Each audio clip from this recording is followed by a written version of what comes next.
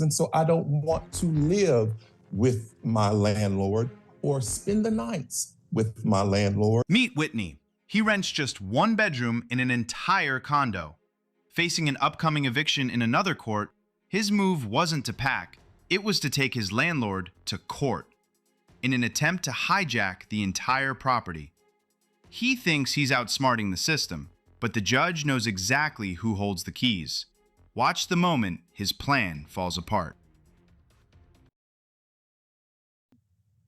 Good morning. So I have on for my calendar today a hearing on a temporary restraining order, Whitney Brooks versus Duncan Johnson. Okay, so here's sort of the background, and I have had a chance to read the filings in the case, and then wanted to sort of ask some questions of the various parties. So as I understand it, I think I understand the issue here to be that Mr. Johnson owns a condo unit on 17th Street, and I think it's a 2-bedroom condo, and that Mr. Johnson had allegedly, according to the petition, had leased a portion of that unit to Mr. Brooks. And then perhaps there was some realization that that was not allowed under the rules of the condo association. And that's where I sort of lose the narrative thread, right? So I think what I understand is that once Mr. Johnson learned that he tried to make some changes to the lease agreement with Mr. Brooks, but the lease isn't actually attached, so I don't know what the lease says or what obligations Mr. Johnson agreed to, gave to Mr. Brooks, and so that's sort of where I'm left off in terms of understanding the issues. Mr. Brooks, you filed the action, and it's your motion, so I'm going to let you start by sort of outlining what your concerns are. And if you could start by telling me, if you have a copy of the lease, and sort of what your understanding of what you were agreeing to get in the lease. And then there's a reference in your TRO petition to some changes that were made allegedly without your permission or something like that. If you can sort of start with that. Okay. Good morning, and thank you for allowing me to appear before you today. So I entered into a lease with Duncan Johnson. He is the owner of the condo that I rent. And it was my understanding when I signed the lease that I was renting the master bedroom in that unit. And there was another tenant who was also renting the second bedroom. So the agreement that I entered was a tenant-occupied agreement, realizing that I would be in the master and the other tenant would be in the second bedroom of this 2-bedroom townhome. Nowhere in the lease does it designate that this is an owner-occupied unit. No, so one of my main concerns was the owner has frequently acted in such a way where he is acting as if he has the right to stay overnight, to appear in the townhome over the holidays and spend the night with his entire family, that sort of thing. Well, let me ask you a question. So, Mr. Brooks, I mean, I understand that, and I can imagine that is quite disruptive, right, in terms of what you're expecting. But I guess because one, I don't have a copy of your lease, right? But if your lease, at its most basic, says you have access, that you are leasing the master bedroom and then some portion of the common areas, right? Then unless there's something in the lease that says Mr. Johnson can't be there, why wouldn't Mr. Johnson be able to be there in the spaces that you're not renting? Because he's the owner. That's what I'm struggling to understand. Well, my understanding is, as a landlord, tenants have the exclusive rights, and there is nowhere in the lease where he has reserved any space of any part of that unit to himself. I don't have a problem with Mr. Johnson being the owner, and perhaps if he needs to come in, if it was allowed, to rent that second bedroom, to show the second bedroom, to come in for inspections. But his entry, the way he has been entering, to me is unlawful, and it invades on my peaceful enjoyment rights as a tenant. I do understand that I did lease the master bedroom, and I'd also have access to the common area. So any other area in that unit outside of that second bedroom, I have rights that I should not have to ever share with the landlord. And the landlord does not have any occupancy rights indicated in the lease. Well, so Mr. Brooks, do you have a copy of the lease? Because I don't have a copy of the lease. It wasn't attached to your filing. And here's why I asked, because if the lease says something about the owner not having any disclaims any right to possession or anything like that, then that would be one thing. But I'm not aware of any law like what you're referring to, that if I am an owner and I lease a portion of my property to somebody, that I'm somehow giving away my right to be in the spaces that I haven't leased to you. And so it would be helpful to me. Are you able to forward that by email perhaps to Mr. Freehoff so I can see it? Yes, I am. Okay. It's actually on file with the courts in the pending dispossessory, and I thought that would be sufficient, but let me pull it. I do have a copy saved to my phone. So if you have the case number for the dispossessory, I can find it, but it's not linked as a correlated case number for. Yes, sir. Okay, so the case number for the dispossessory that is pending and to be heard on February the 11th is 26 E as in Edward, D as in dog, 374875. Duncan Johnson versus Whitney Brooks. Okay.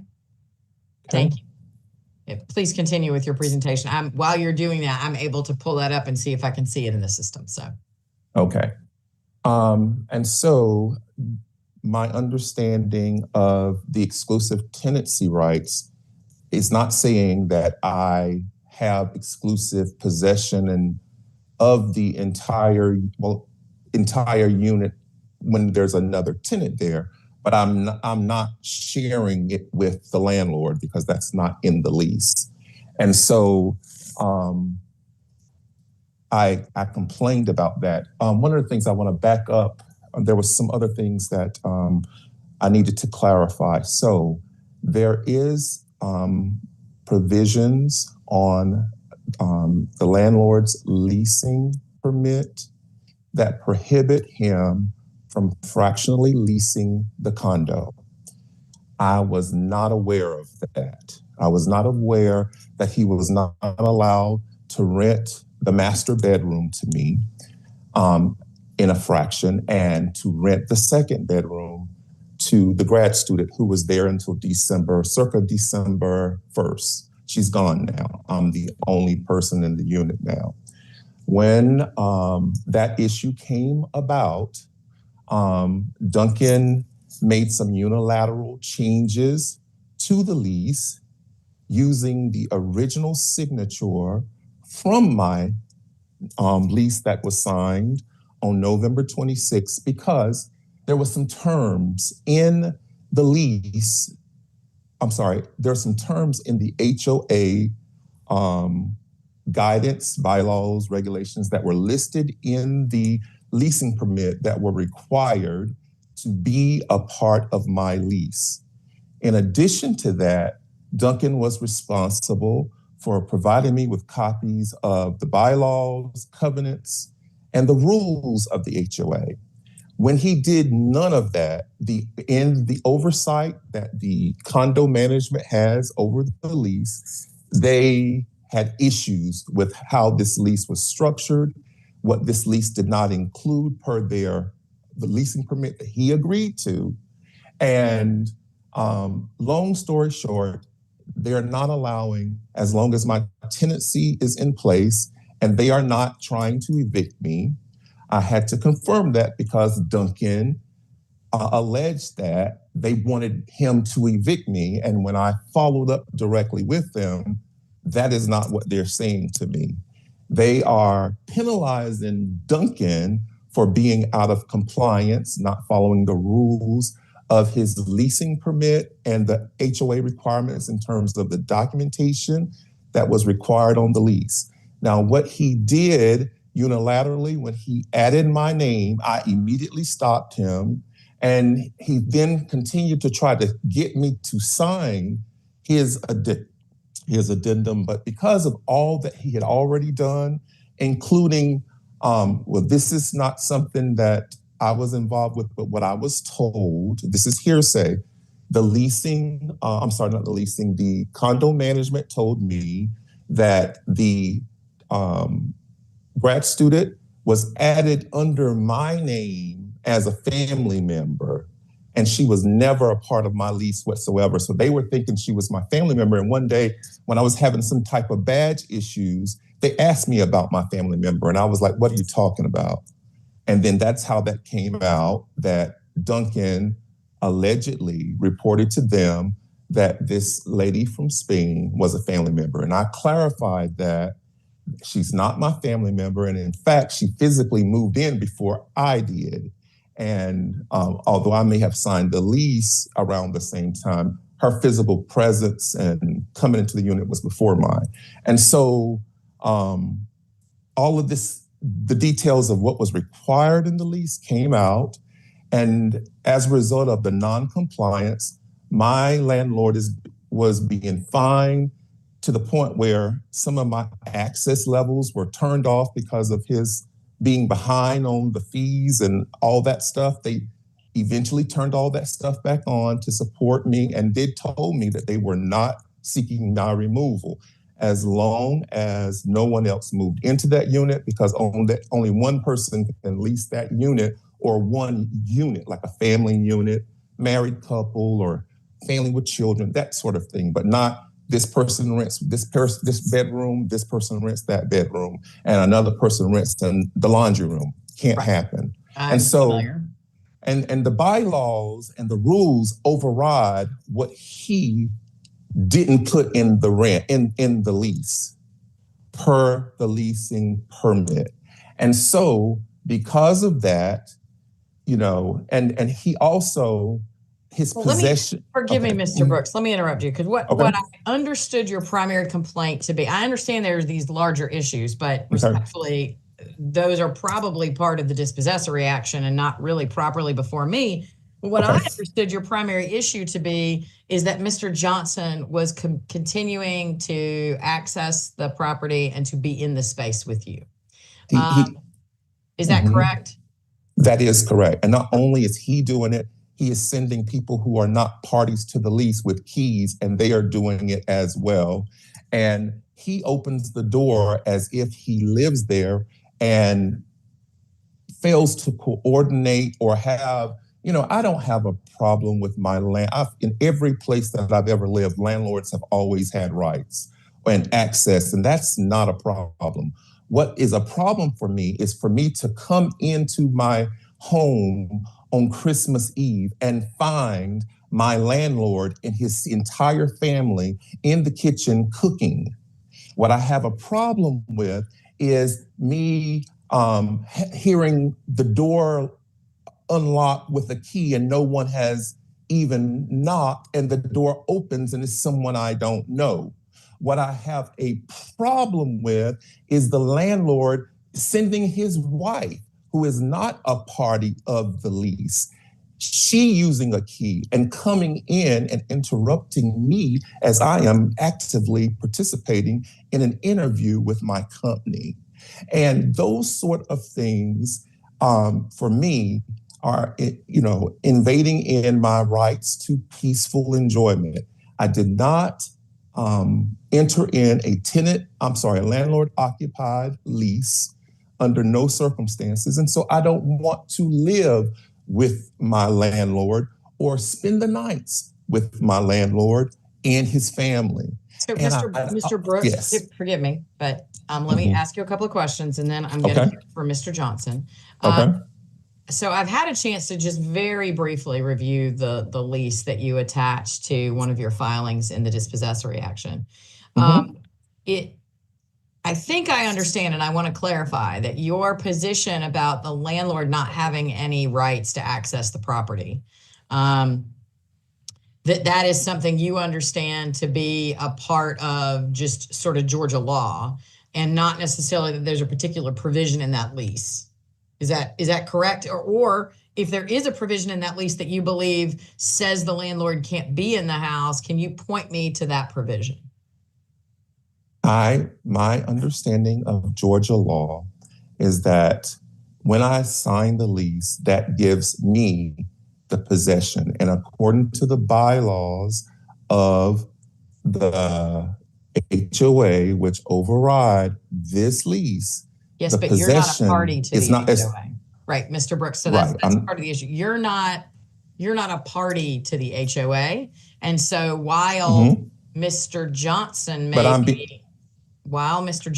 may be in trouble, in violation of the HOA requirements, and while you're right that the HOA requirements trump what the individual homeowners, condo owners, unit owners can do with their property, I'm not sure that you, as a tenant, are allowed to assert those HOA rules and requirements against an owner, because you're not actually a party to that.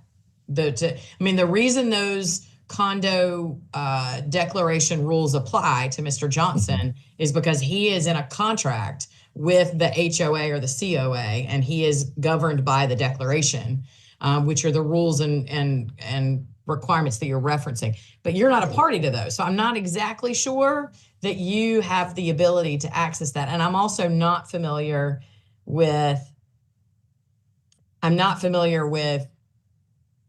certainly I am familiar with Georgia tenancy laws that say that if a landlord rents a property, that they have to be reasonable about their access to the property, right? So if you rent an entire condo from a landlord, then you would, I agree with you, expect that that landlord's not coming in, et cetera. But when you're talking about the exclusive use and enjoyment, assuming for a moment that that applies here, what you're being given is use and enjoyment of the space that you rented. And so unless you're going to tell me that Mr. Johnson or his family came into the master bedroom, right?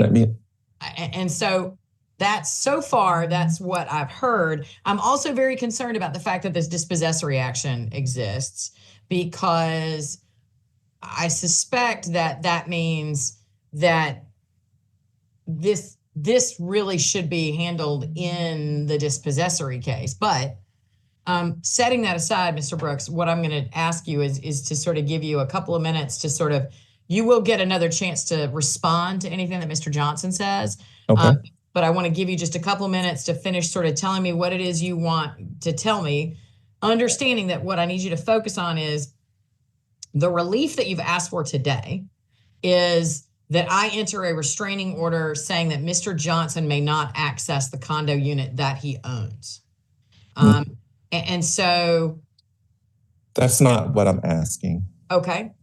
What are you asking? No, for unlawful purposes is what I'm saying. I'm not asking, it's reasonable for him to have access. If there's repairs that need to happen, if there are if he chooses as a landlord, I want to come in and I need to change the filters, or I want to inspect just to make sure there's no leaks, that sort of thing. I definitely understand that. Mr. Brooks, what I was saying is you haven't actually pointed me to any authority that says that Mr. Johnson isn't allowed to access the portions of the property that are not rented to you. Okay, right? So, and my understanding of that is, I'm not saying that. First of all, I'm not saying that he doesn't have the right to do that, but to use it as an occupant is my claim and my understanding of Georgia law. Of course, if he's coming in, he's changing furniture out, he's making repairs, he's vacuuming, he's cleaning, he's painting, he's getting it ready for the next tenant, yes. But there is not an agreement between us, and this is an agreement in its entirety. This lease for him and I has an entirety clause, and there is nowhere in this lease that tells me, and even if it's ambiguous, to me that should not penalize me. There is nothing in that lease that tells me at any point that I will be residing with my landlord and his family, and that people who are not parties to the lease, like his wife, who is not listed on the lease, has keys to the unit and can come and just take a nap and spend 5 hours in the unit. And anybody that he desires to give a key to can just come and unlock the door and come into the unit. That violates safety for me. It violates peaceful enjoyment for me. And I'm asserting those rights. Reasonable landlord use, reasonable landlord access. I've lived in another home that Mr. Johnson owned and successfully finished that time there. And I had not these same issues in that home as I'm having in this. I'm basically asking for that boundary where he's the landlord and I'm the tenant. And really, I don't want to have to continue to see him as frequently as I did. And I don't think under no circumstances that the law allows him as the landlord. I have access to the shared space, and I could be walking around because I'm not in there by myself. I am in there by myself completely with just my underwear on. And then all of a sudden the door opens and it's him.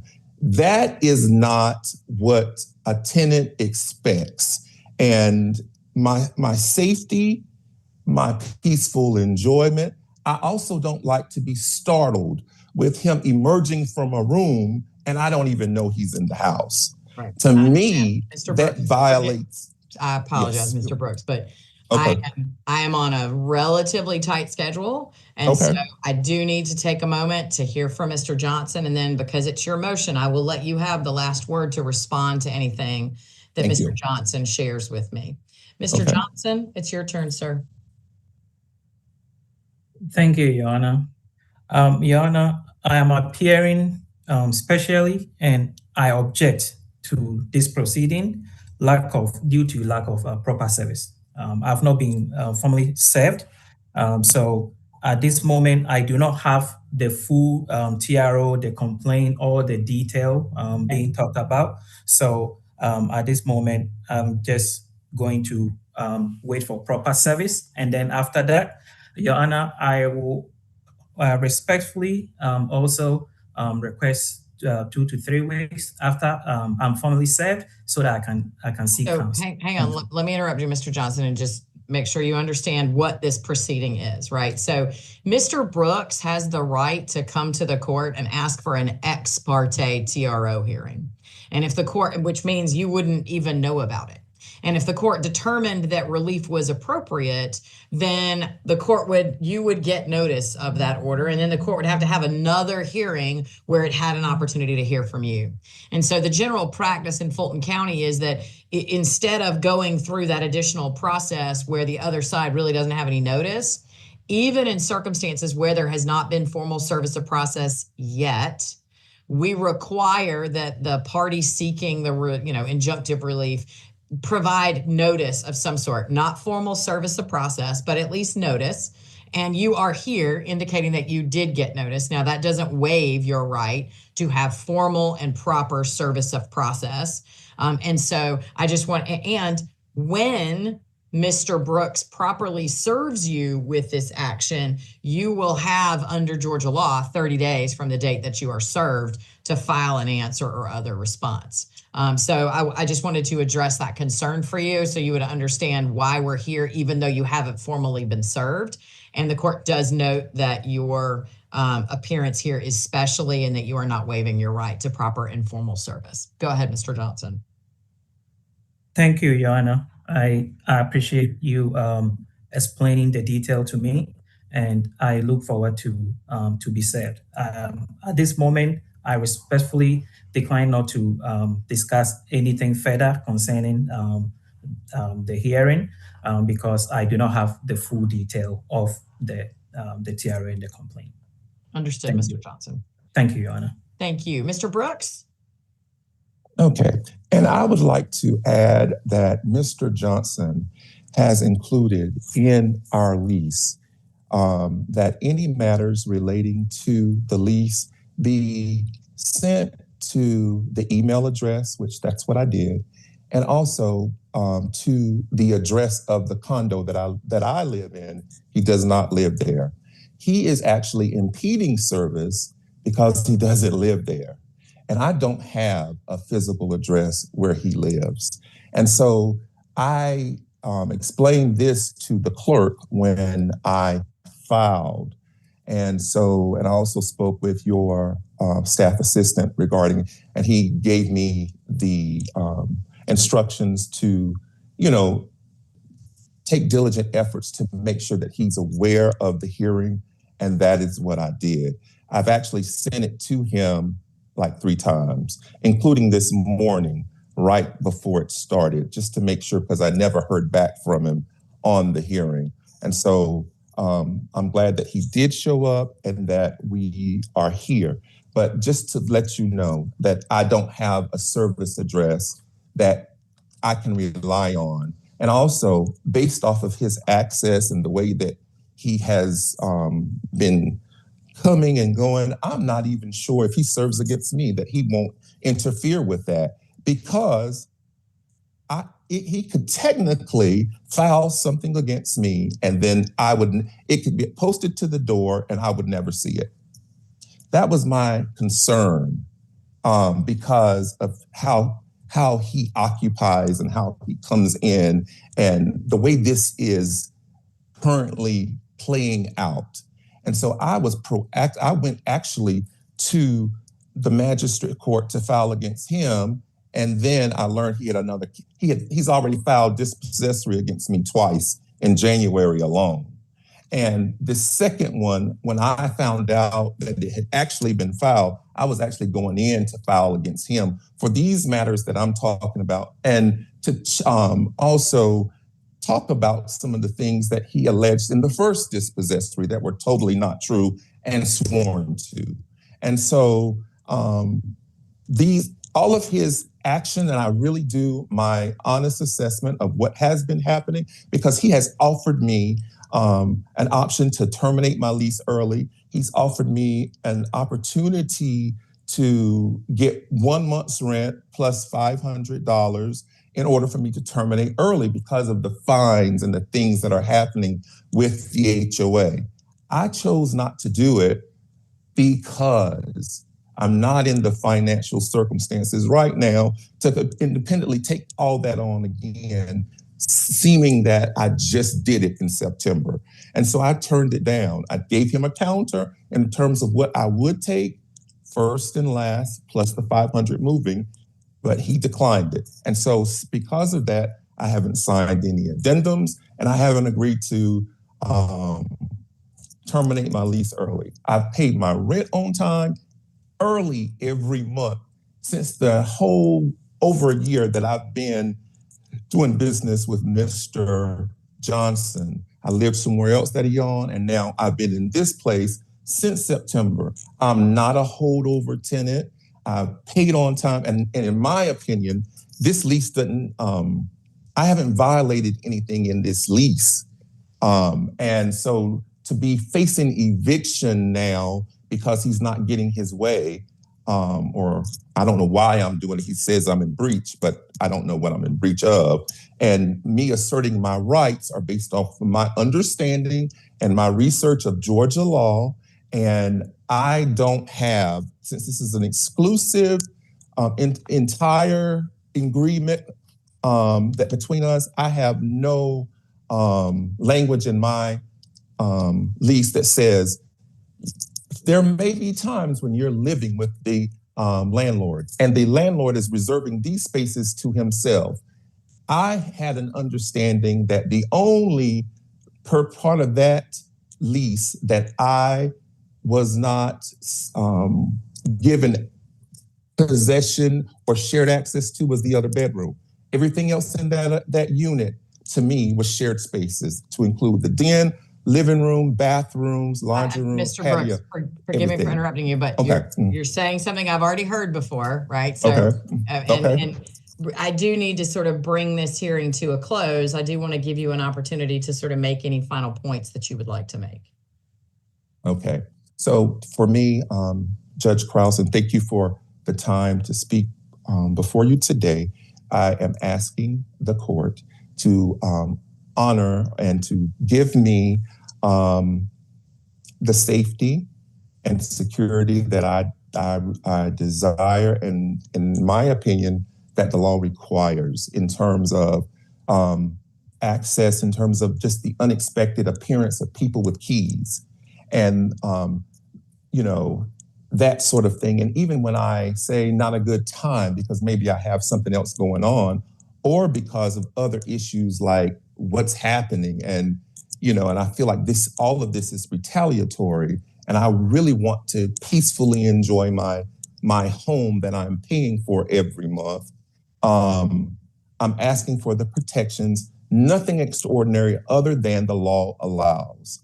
And so that is my request. I have issued to you through your staff attorney proposals for what I'm asking for. And that is in a nutshell all that I'm seeking: safety, assurity in the home, and lawful access by the landlord. And I'm also asking for a service request where a service address where I can actually serve him for matters like this when we do not agree. Our situation is we do not agree. And my interpretation is not his interpretation, but I am going by what I'm reading and then my research, and then I'm asserting those rights. I understand, Mr. Brooks. Thank you very much. Thank you. So let me start with the first part, which is that I don't actually have any authority to order Mr. Johnson to accept service or to provide you with a legal address for service. I will suggest to Mr. Johnson that generally speaking, there is a procedure by which a party can ask for someone to acknowledge service, and that if they refuse to and then have to be served, there are costs associated with that, and the court has the authority to award costs to the party who has to incur them because the other side made service difficult. But beyond that, the court doesn't have any authority to order anyone to accept service or anything else. And so, Mr. Brooks, in terms of the ongoing nature of this case, after today, you will need to, take whatever reasonable steps you can to try and locate an address for service for Mr. Johnson, because the court can't order him to accept service, et cetera. That's number one. Number two is I appreciate the very uncomfortable and difficult nature of what you're dealing with in terms of what you're describing with people sort of coming in and out. And I only have your side because Mr. Johnson has, although he is present because he did get notice, he has declined to sort of dispute any of what you've said. But where I'm getting stuck, and I don't think I've made a secret of that, Mr. Brooks, is that I am not aware of any law that would say that an owner cannot access property that he owns simply because he has leased a portion of that property to someone else. And nothing that you've pointed me to in the lease says that the landlord does not have access. And generally, the traditional common law provisions of, exclusive use and limited access by a landowner are based on the portions of the property that you've been guaranteed exclusive use of. And in this case, it's only the master bedroom. And I've not heard any complaints that the landlord has violated the one space in that unit where you have exclusive access and control under the lease, which is that bedroom. What I am hearing is perhaps impolite, inconsiderate access, but access nonetheless to shared space. And nothing that I am aware of in Georgia law and nothing that I see in the lease says that an owner, Mr. Johnson, or his agents don't have access to the property. And because of that, the relief, so as you have correctly pointed out in your proposed temporary restraining order, there are really multiple things that the court looks at to determine whether or not the court should grant temporary restraining order.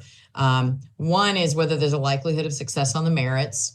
I question that, again, because ultimately I'm not sure that there is a basis in Georgia law, unless it's something y'all agreed to in the lease, which I don't see, that prohibits an owner from accessing property that he owns that he's not given exclusive rights or access to someone else. And what I understand to be here is that Mr. Johnson gave exclusive access to one part of the unit, but not the other part. And so beyond that, I think the larger issue I have here is that one of the things I have to find is that you lack an adequate remedy at law. And I don't think that's the case, because if in fact Mr. Johnson is in violation of Georgia law or in violation of the lease that the parties have, then that is a breach of lease agreement, and that is an adequate remedy at law that you can sue for damages or sue to enforce the terms of the lease, assuming that is, that those terms exist in the lease. And so because of the fact that I don't believe that the plaintiff has demonstrated a likelihood of success on the merits, and I believe that, Mr. Brooks, you have an adequate remedy at law in terms of a breach of contract or breach of lease agreement claim, I'm going to decline to grant the motion that you have filed. I'm going to deny the motion. Beyond that, I do want to ask you, the petition that you filed was a petition for a TRO. And because I am not inclined to grant that, not only would I be denying your motion, but I would actually be dismissing your TRO. Okay. And so this action would be fully resolved. You can take whatever next steps you feel are necessary to take. And then, of course, there's the dispossessory matter that it looks like most of these issues are in front of another judge for determination of what rights of access exist in that lease, and whether or not you are, in breach of the lease, or whether Mr. Johnson is in breach of the lease based on the answer that you have filed. And so that's going to be my ruling today. I understand that's not the outcome you had hoped for, but understanding that, do you have any questions? Do you understand what my ruling is? Or do you have any questions for me for clarification? I understand what you're saying. Okay. I understand what you're saying. I did have a question, but it just slipped my mind. But I am understanding. Okay. And we do have another hearing next week, and so I guess some of this will come up. The thing about the shared space, I've never said that I have Mr. rights. Brooks, forgive me for interrupting you, but I've already ruled, and so we're not going to go back and re-argue. But also, I have other hearings that I need to get to. I've given you guys about 45 minutes, and so I really need to get to those other matters. But I'm going to enter an order that denies the motion for temporary restraining order, and then because that was the only relief sought, dismisses the petition. And then, as I said, you can take whatever steps you need to from there, and I'll try to get that on file today, the latest Monday. Okay? Okay. All right. If you're involved in a dispute with another party such as this and you just can't seem to work it out, don't resort to taking the law into your own hands. You take it to court. All right. Thank you very much. Officer Burrell's waiting for you, and that will bring this case to a conclusion.